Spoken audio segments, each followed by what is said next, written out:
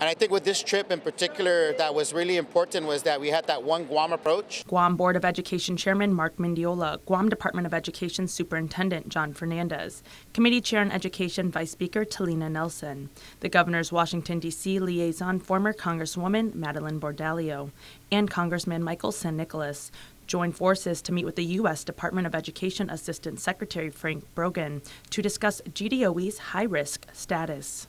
So, the superintendent and the board has been, at this for a couple of years, at least since I've been on board. Since 2003, this has always been a challenge. The challenge that comes from this status are the special conditions that the department has yet to be free from.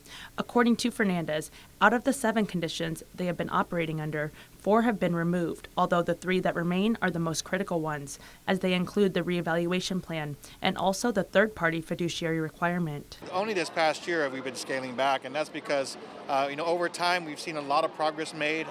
And a lot of times USDOE would document and say that we're making progress without documenting it. So we really got frustrated with the fact that the goalposts seem to always be moving.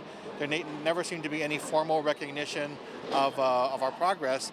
And so, we really ask that they start looking at these conditions and removing them. The third-party fiduciary oversight is essentially a holdover federal funds, as the department has to fund roughly $2.5 million annually from local appropriations for this condition in order for GDOE to access federal grants.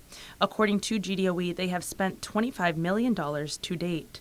Fernandez said they are hoping the federal officials will visit for the assessment in February or March. And then from there, with all the progress that's documented, start to scale back that third-party requirement so that we can return some of those funds to our school system.